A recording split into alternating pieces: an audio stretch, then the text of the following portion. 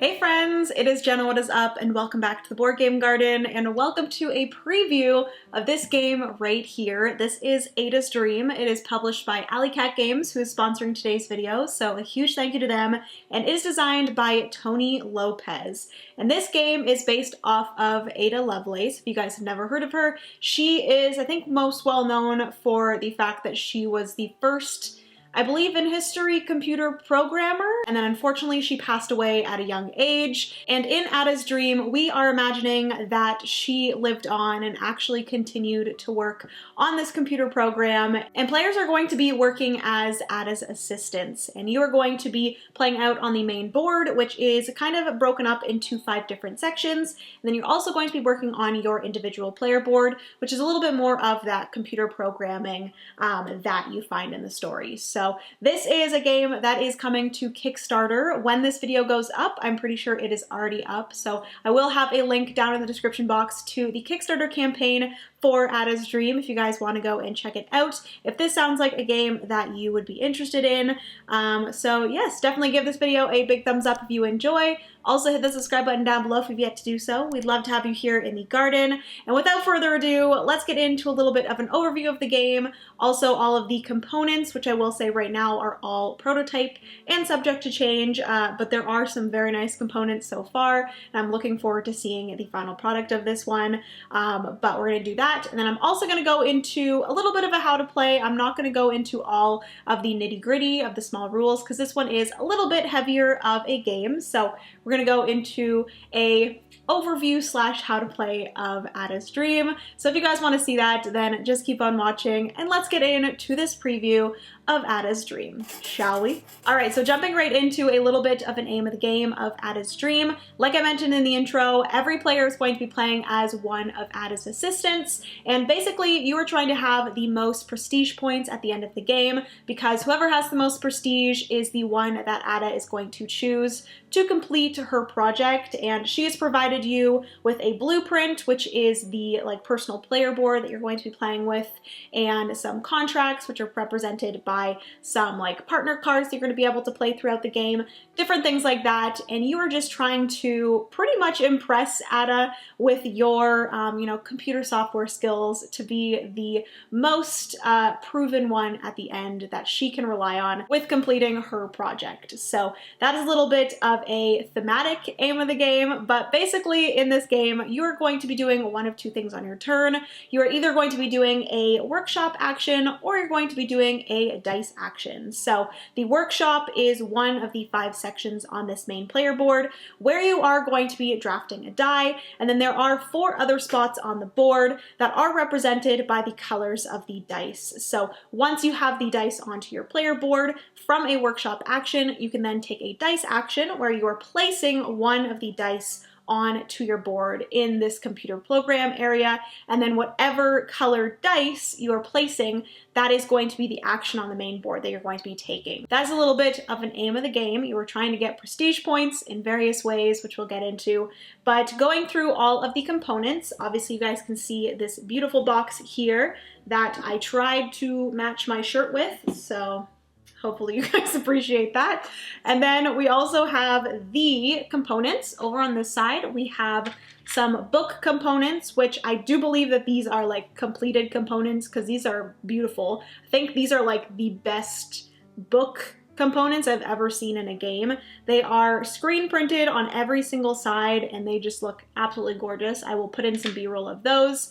We also have some cubes for the coal as well as the brass. I'm not 100% sure if these cubes are the final product. I'm going to assume no. You might have some different shaped kind of components for those 2. We also have the coins, which are going to be in 1 and 5, so those are the coins there. We also have gears, which the gears are very important in this game, and there are 3 different types of gears. So there is a minus gear, oopsie, there is a plus gear, and then there's also a multiplication gear. So we will get into how you use those, but those are a big part of the game.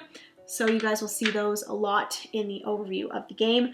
But yes, we also have cards here and also down here. Every player is going to start with 8 cards as well. And there's a little bit of a deck building aspect where you only have 8 cards for the whole game. Whenever you gain a card into your deck, you are going to have to discard a card. So you're only ever able to have 8 cards at most throughout the game. And then lastly, down here for components on the side, we have the programs, which are going to be objectives for rows and columns, which we'll get into, but there's also more of those on the board here in Ada's study, but those are just some extra ones over there. Moving on to the main board here, this is a prototype board for sure. It is a little bit shiny, so I'm apologizing now if there's any glare. But like I mentioned, this is kind of divvied up into 5 different sections. We have the workshop section in the middle, Ada's study, meetings, institutions, and travel, and each of those are represented by a colored die. And then moving over to the personal boards, like I said, this is a 4-player game. It plays 1 to 4 players. There is a solo mode. Unfortunately, I do not know anything about the solo mode because it didn't come in the prototype, but I am looking forward to checking that out once it's complete. But it's 1 to 4. It plays in about 90 to 120 minutes, and it plays 14 plus. So we do have 4 different colors of player boards. We have red, blue, yellow, and green, your typical 4 colors. We have a first player marker, which I'm assuming is Ada Lovelace herself. And then for the personal board here, like I said, each player is going to start with 8 cards at the top, and then you have your computer program area where you're going to have 9 different spots for dice, and then in between every single one of those dice, you're going to have a disc that throughout the game you're going to be getting rid of and then replacing with the different gears. And basically what's going to happen with this is at the end of the game, you are going to look at all of your completed rows and columns, and you're going to be kind of adding, subtracting, and multiplying those dice pips based off of the gears that you have. So if I had a 6, and a 2, and in between the 6 and the 6, I had a plus sign, and then in between the 6 and the 2, I had a multiplication sign. It'd be 6 plus 6 times 2, so I'd get 24 victory points for that row. So that's kind of how you're going to calculate all of your rows and columns, and then additionally, you're going to have these programs that are connected to a row or a column that's going to give you some sort of objective that you're wanting to complete for that specific row or column. You also have your Steam track, which is going to kind of give you a cap on how many victory points you can gain per row and column. So if you only get your Steam up to 20, the most that you can get for each row and column is 20. Even if you did score more, it would cap out at 20. So the more that you're scoring for your rows and columns, the more you're wanting to get your Steam track up. You also have the innovation track over here, which is going to be a resource that you're going to be spending and gaining throughout the game in various ways.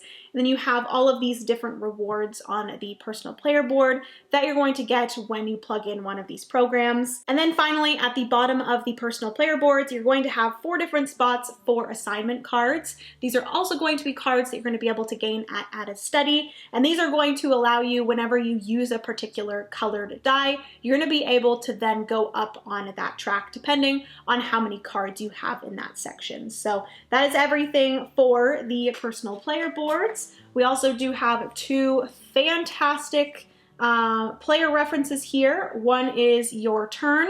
So like I said, you can either choose to do a workshop action or a dice action, and then you also can do a bonus action of either doing a publish action, that's what we are going to be using the books for, and then you can also alternatively do a construct action, which is paying for one of the gears and then placing it out on your board. And then this one here tells you exactly what you're going to do when you go to one of these 4 spaces on the board. So I always do love when games have really great player references, and these ones here are very great. So that is everything for the components. Like I said, you also do have cards here, which we'll go over kind of the layout of those. And when you're going to be using those, each player is going to have these little magnifying glasses on all of the different research tracks. You're each going to have a player meeple here that is individual to the player color for the travel aspect of the game. And I believe that is pretty much everything. We'll go over things like more in depth throughout this overview slash how to play, just so you guys can get a good feel of if it's something for you or not. But let's get into exactly how Ada's Dream is played. So I've already went over pretty much how a turn is played, but I will quickly go more in depth with the different things that you're going to be doing, and then going into each of the different actions. Like I said, I'm not going to go into depth with them, and I'm not going to go over every little thing, but I will quickly let you know what each of the different spots are going to be for, because this is more of a video that you guys are going to come to if you're just wanting to kind of see an overview of how the game plays, so you can better get a judgment if this is something that you want to back over on Kickstarter. So on your turn, you're going to be choosing one of two things. So the first one is either a workshop action where you're going to be gaining one of these dice onto your player board, which your player board only has 3 spots here, or you can take one of the dice that you've already taken from the workshop, and then you're going to place it out onto your software here, and then you're going to be doing the action of the dice that you place. So if you decide to place a blue die, you're going to be taking the travel action. If you decide to place a purple die, you're going to be taking Ada's study action. So let's go over how the workshop works. So what you're going to be doing in the workshop section here is you are going to be looking at the 6 different sections here, and you are going to be pushing one die from one of these sections to another one. You're always going to have to push in a clockwise direction, and the numbered die that you push into a section, you can then push out one of the dice that were already in the section that you pushed into of the same number or less. So if I decided to push this green die into this little section here, I can then push out a die of equal or lesser value. So I can push out any number I want since I pushed in a 6. So I might actually decide to push out this blue 6. I will then get the reward or this bonus here, which this is that I can push or move up my innovation track once. And then I will take that blue die and I'm going to place it into one of the 3 sections on my player board. Once you've completed that part of the workshop turn, you will then look at your partner cards, which every player starts with 4 partner cards at the beginning of the game, and then there's going to be various actions that are going to allow you to pick up cards, and this is the small kind of deck building aspect of this game, or I guess a deck construction, because you're not building your deck. It's always going to stay as 8 cards, but you can gain cards. You will just then have to discard a card either from your hand or from your discard pile, and these are going to be cards that you can play on a workshop turn. So when you do draft a die from the workshop and place it onto your player board, you can then look at the top left-hand corner of your partner cards. They're all going to have specific die numbers, and if you ever meet the required die number of one of your partner cards, you can then play that partner card, and then you're going to gain some sort of extra ability. This one here is that I can move up the innovation track once, I gain 3 coins, and then I can pick up 1 card from my draw pile. This is moving up 1 research track and then gaining either a construct a gear action or a book. And then this one here is I get a action from Ada's study, and then I also put my innovation marker up once as well. So there are various different things that you're going to get from these partner cards. Some partner cards also do have that you just have to pay money equal to the die number that you drafted, so on and so forth. But these are just going to be cards that you can play along with your drafting action in the workshop in order to gain more resources, do different things, and allow you to get a little bit more done on your turn. And then the last thing that you're going to do is you're going to trigger an assignment card below your player board. So like I mentioned in the component overview, you do have these spots below your player board for each of the different colored assignment cards. So assignment cards are going to be cards that you're going to be able to gain when you go to Ada's study. They are going to be one-time abilities that are going to gain you movement on research tracks, or it's going to get you some more resources, so on and so forth. And they are going to be connected to a certain die color. So this one here, for example, is either a blue or a purple. So I would get this, I would be able to take 1 resource of my choice, and then I would either be able to go up the blue research track or the purple research track. And then once I finish that, I would flip it over, and then I would either place it below the blue part or the purple part. And maybe I would decide to put it below the purple. And then whenever I drafted a purple die, I would then be able to trigger that assignment card, and and I would be able to go up once on the research track. So the more assignment cards of a certain color that you have, the more times that you're going to be able to go up the research track whenever you draft that certain colored die. So there's also going to be a little bit of endgame scoring as well if you get a certain thing, which we'll get into. All right, so moving on to the different dice actions that you can take. So instead of on your turn taking a workshop action and gaining one of these dice onto your board, you can take one of the dice that are already on your board and you are going to be placing it onto one of the 9 spots in your little computer software here. There's probably a certain name for it, but I'm just going to call it your computer program. But you're going to be placing the die, and then the die color that you place is going to determine the spot that you're going to be doing action on the board. So like I said, there are 4 different spots. There is the purple, which is Ada study, the yellow, which is the meetings, the green, which is the institutions, and the blue, that is travel. So let's quickly go over all 4 of these. Each of them do something a little bit different and gain you things in different ways. So we're going to quickly go over those. So the first section here is Ada's study, and this is connected to the purple dice. So if you place a purple die onto your board, you will then take an Ada's study action. The first thing they're going to do at Ada's study is you're going to take one of the program tiles. There are 5 different ones out here. You're going to take one is going to be discarded, and then you're going to push them all down and replenish. But these are basically going to be objectives that you're going to plug into a row or a column, and then you're going to gain a certain amount of victory points if you are able to successfully achieve that objective with the row or column that you plugged it into. So this one here is you will get 9 victory points if you can successfully have consecutive values in whatever row or column that you place this in. So if I decided to plug this in here, which I'm sure you guys can see this, but they actually get like placed upright, which is very cool. And this is going to be now that column that I've placed it in has to be consecutive numbers. So I have this blue 6 here, so I would have to be able to do a 6, 5, and 4. If I can do that, I would gain 9 victory points at the end of the game. And then additionally at Ada's study, you're going to be able to take at the start one of these 3 things. So one would be taking a plus gear.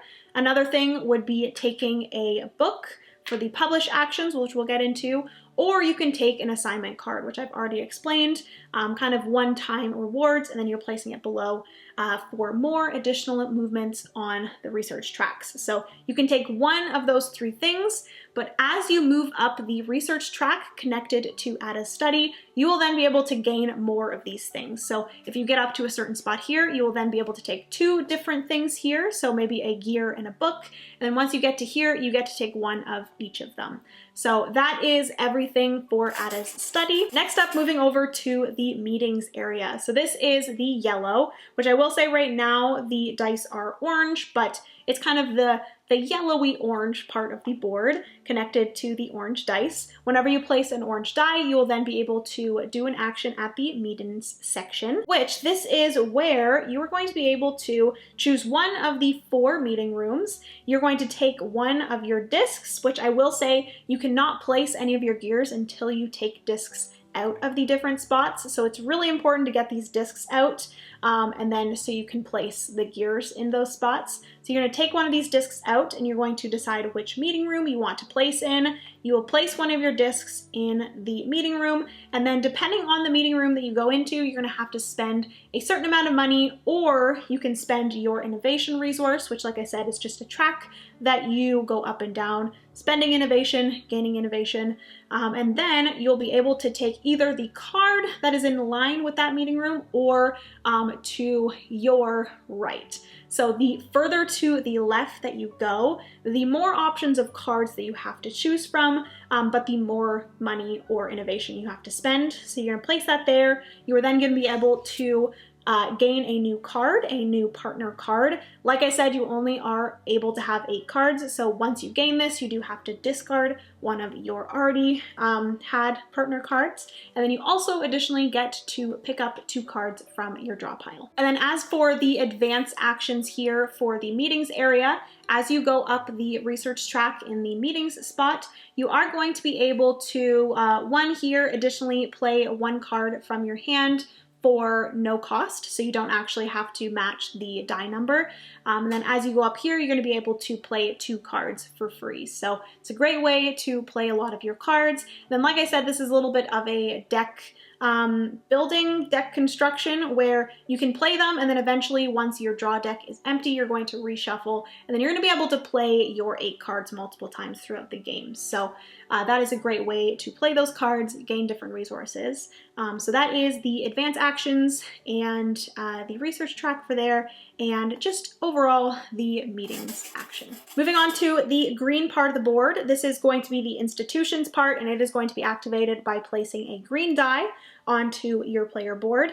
And this is going to get you even more like rewards and different things like that by playing out, yet again, one of your discs. So you're going to be taking a disc off of your player board, and then you're going to be choosing one of the institutions. So each each column is a different institution, and you are going to decide which institution you want to go to. All of the different institutions and each of the levels in the institutions have different bonuses. So there's a lot of stuff to gain up here. And basically what you're going to do is you're going to place your tile onto one of these spots, gaining the rewards, and then you do have to spend innovation in order to do so. The higher you go up, the more innovation you're going to have to spend, unless you have a disc of your color below. So you kind of are motivated to start from the bottom and kind of build up, but if you do want to go all the way to the top, you are more than welcome to, but you are going to have to pay a lot more innovation to do so.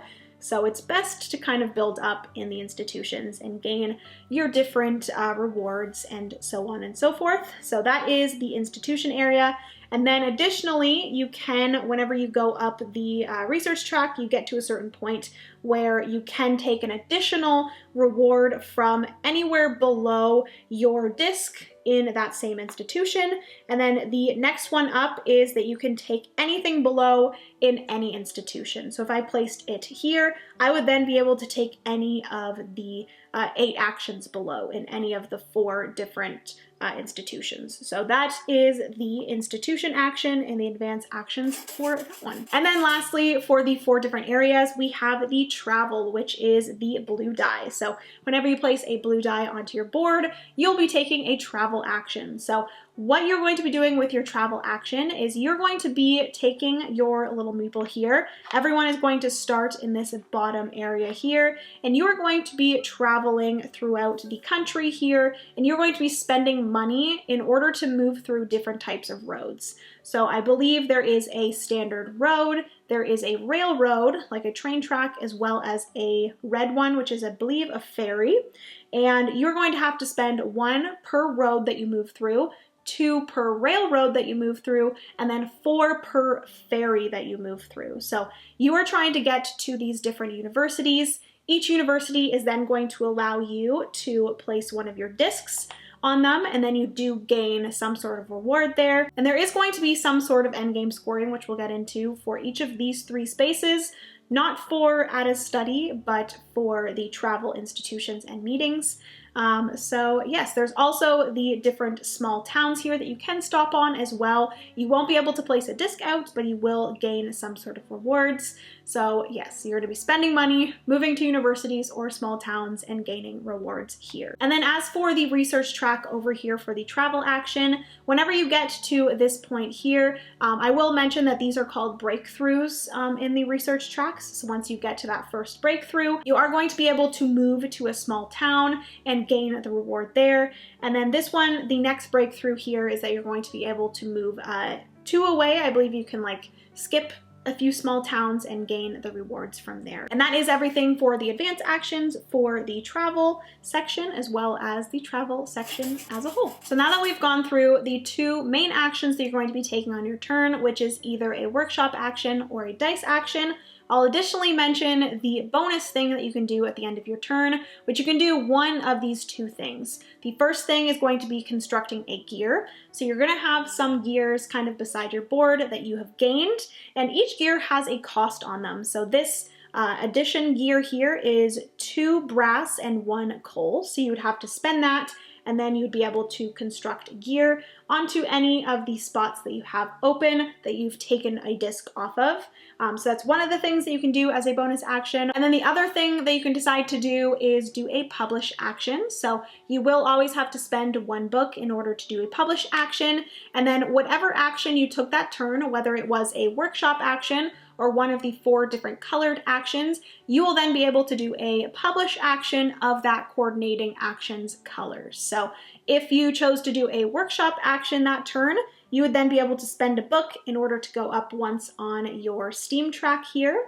If you took the travel action, you could spend a book to put 4 of your dice up or down 1 pip number. If you took the add a study action, you'd be able to spend a book in order to place 1 of your discs on top of another one of your discs. This is just a great way to get a lot of your discs off of your player board, make more room for those gears. If you took the meetings action, you would then be able to take 1 of these multiplication gears here, which are pretty helpful for gaining a lot of points on your personal board. And then lastly, for the institutions action, so if you took the green action on your turn, you'd be able to spend a book, and then you'd be able to swap a die from the workshop with 1 of the dice on your player board. All right, so now that we have a good feel of how the game plays, I do quickly want to mention generally how the game is scored at the end of the game, because there are a few things on the board that are going to be scored, as well as some things on your personal board that are going to be scored.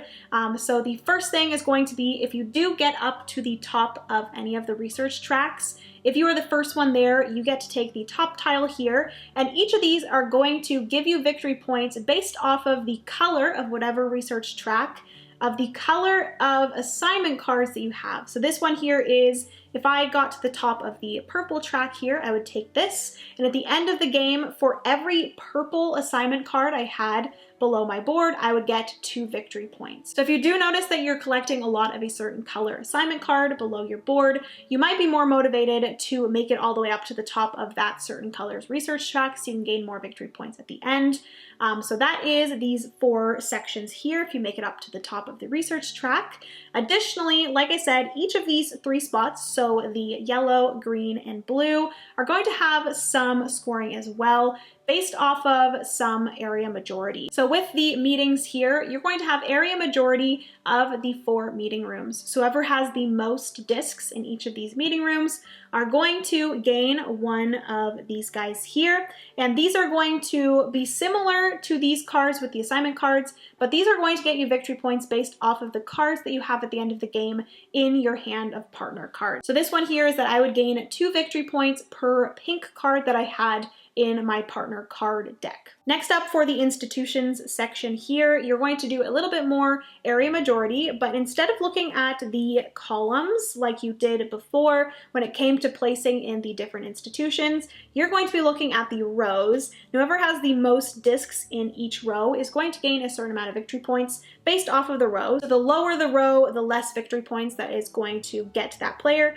then the higher gets more victory points. So if you have the most discs in the highest row here, you're going to gain 8 victory points at the end of the game. And then lastly, we have the travel section here, which I did lie a little bit when I said this one is also area majority, because this is actually just wherever you have your discs, so whatever universities you have your discs on, each university is going to get you a different amount of victory points. And then also, if you are the first one to place your discs down and other players have placed their discs on top of yours, you will get additional victory points for those. So this one here is I'd gain 3 victory points. And then for example, if I had 2 other players' discs on top of my disc, I would gain 2 additional victory points. And then lastly, for main board scoring, I will also additionally add that there are 4 different objectives, 1 per each of the colored sections that you can go for throughout the game. So this is kind of like a first come, first serve. So whoever first gets this objective is going to place 1 of their discs on to here, and they will gain 7 victory points. Then everyone else that completes it will get 3 victory points below. But for the yellow section here, for the meetings, it's the first person to have a disc in 3 different meeting rooms. This here is give lectures at 3 of the 4 institutions. The travel here is visit 1 university of each region or in each region. So there are 3 different regions, orange, blue, and purple. So if you can manage to get 1 in each of those colors, then you will gain that objective. And then lastly here for Ada's study, we have build 3 addition gears. So if you're able to do that, then you get to place one of your discs on there as well. And then lastly, for scoring on your player board. So this is where you're going to get a lot of your victory points. And like I mentioned, you're going to be scoring for your rows and columns on your computer program. So whatever rows and columns you have complete, which a completed row or a column has to have all 3 dice, and it also has to have both of the gears. And if you cannot do those things, then that row or column is just not going to score. So you must have all 3 dice in that row or column, and then you must have both of the gears built as well or constructed as well. So if you do that, then you will go through each of the completed rows and columns, counting, multiplying, minusing each of the dice pips, gaining victory points in each row or column. And then, like I mentioned, for your steam power, that is going to cap off how much you can score for each row or column. And then additionally, if you do have all 3 dice in a row or column, you can score for your different programs as well. Like I mentioned, if you have those slotted in, you also gain additional victory points for those. You have some other minor things, some leftover resources, different things like that, that you will get victory points for. You will also get victory points for your partner cards that you purchased. Each of those are going to have some victory points. You're going to score the different things like we've already went through, and then whoever has the most prestige points or victory points at the end of the game is going to be the winner of Ada's Dream. All right, friends, so that was probably a pretty lengthy preview. So if you're still sticking around, thank you so much for hanging out and watching the video. But hopefully this gave you guys a good feel if Ada's Dream is something that you are interested in and something that you would enjoy playing and adding to your collection. Like I mentioned, I will have the link to the Kickstarter campaign down in the description box. If you guys want to go and further check it out, go support. Huge thank you to Alley Cat Games again for sponsoring today's video. Hopefully you guys enjoyed. If you did, please give this video a big thumbs up. Also hit the subscribe button down below if you've yet to do so. We'd love to have you here in the garden. Comment down below if Ada's Dream is one that you're interested in. I'd love to hear about it down there. But yes, that is everything for today's video. I love you guys so much. Remember, you are somebody's reason to smile, and I will see you in the next board game video.